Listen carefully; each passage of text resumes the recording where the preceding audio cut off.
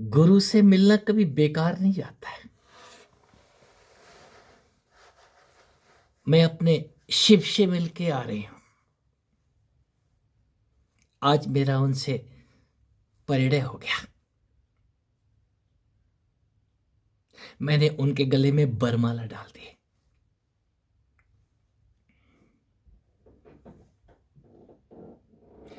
भगवान शिव से मुलाकात गाए बगाए हर योगिनी की होती है, हर योगी की होती है। हम सब उन्हीं की बधू हैं, हम सब उन्हीं की पार्वती हैं। एक कितना एक कितना जान पाए हैं। हमारी जब मुलाकात होती है, चाहे वो सपने में हो चाहे ध्यान में हो, हम उनसे मिलते हैं। यही वजह है कि दुनिया में यदि प्रतिमाओं की गिनती की जाए तो सबसे ज्यादा शिवलिंग बनाए गए हैं, शिव मंदिर बनाए गए हैं। कारण क्या है? उस शिवलिंग से आकर्षण हमारा जाता नहीं है।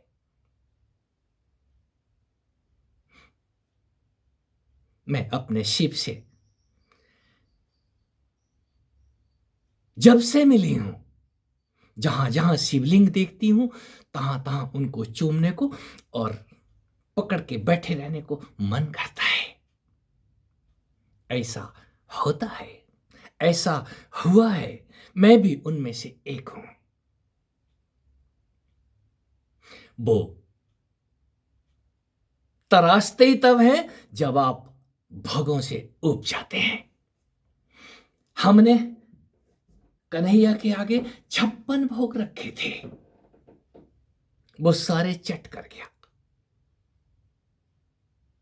आज भी हम उनको बिना भोग लगाए कुछ खाते नहीं हैं।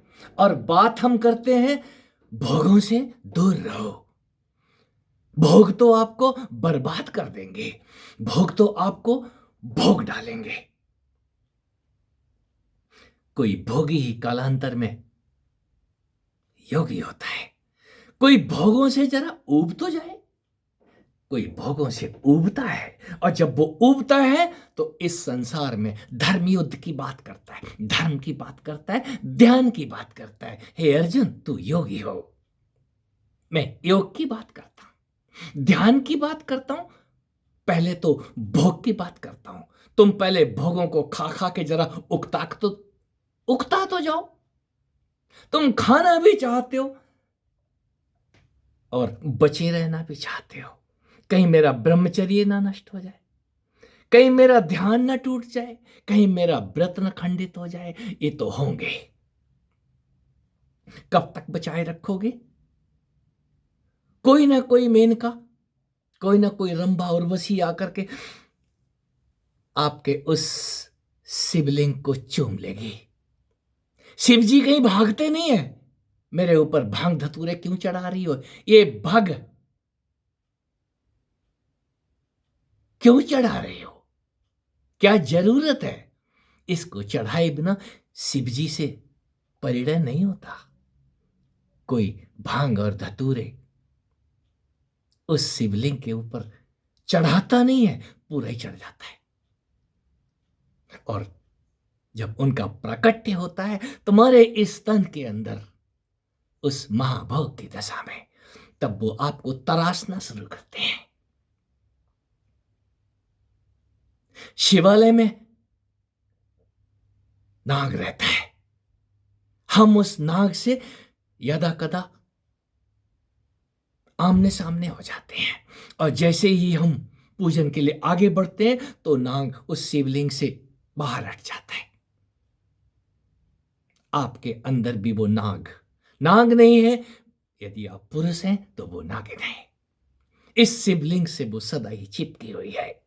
वो अपने शिवलिंग को तराशने के लिए कभी उसको छोड़ के नहीं जाती। और जब आप उससे छेड़खानी करते हैं, वो सबसे पहले वार्निंग देती है।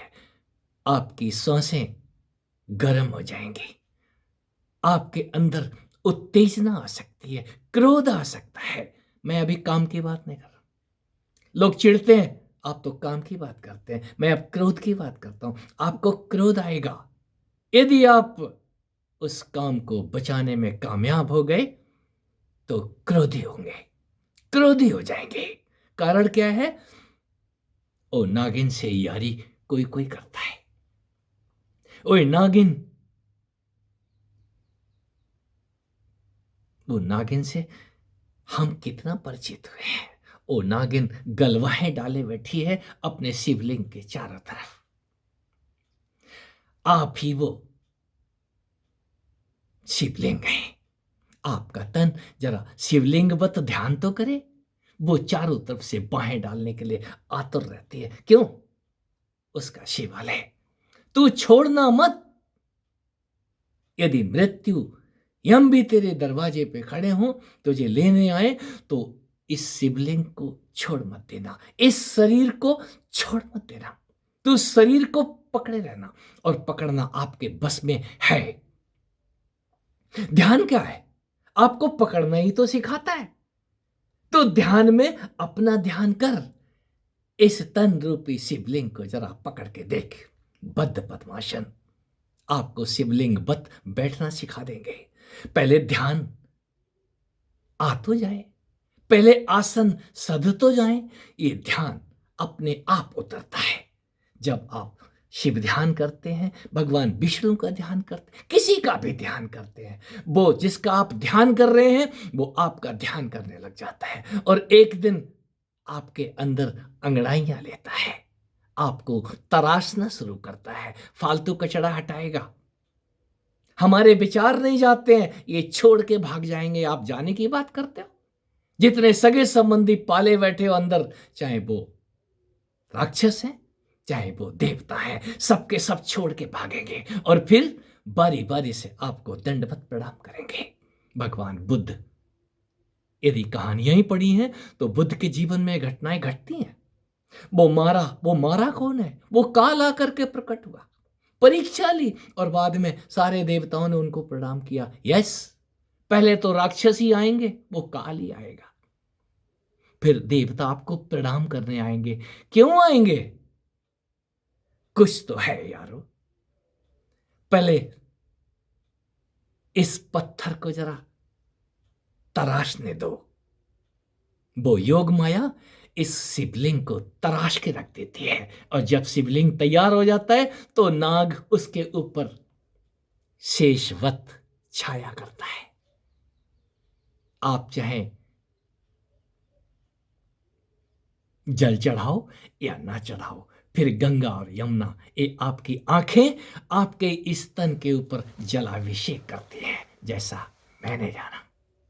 और ऐसा जब होने लग जाए तो समझ लेना आपको शिव जी से प्रेम हो गया है। वो शिव आपके अंदर प्रकट होंगे, और जब प्रकट होंगे तो वो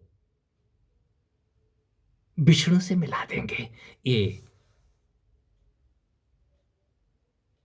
मेरा अनुभव है।